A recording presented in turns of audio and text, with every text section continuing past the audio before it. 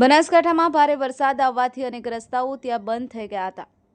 પાલનપુર અમદાવાદના હાઈવે ઉપર રસ્તામાં પાણી આવવાથી વાહન ચાલકોને મુશ્કેલીનો ઘણો સામનો કરવો પડ્યો છે।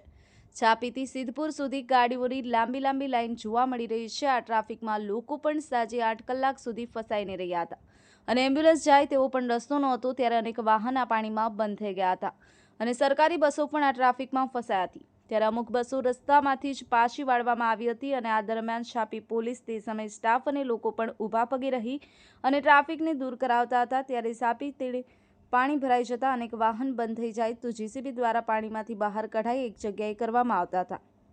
Mehboob Belim, the news of Gujarat, Banaskantha.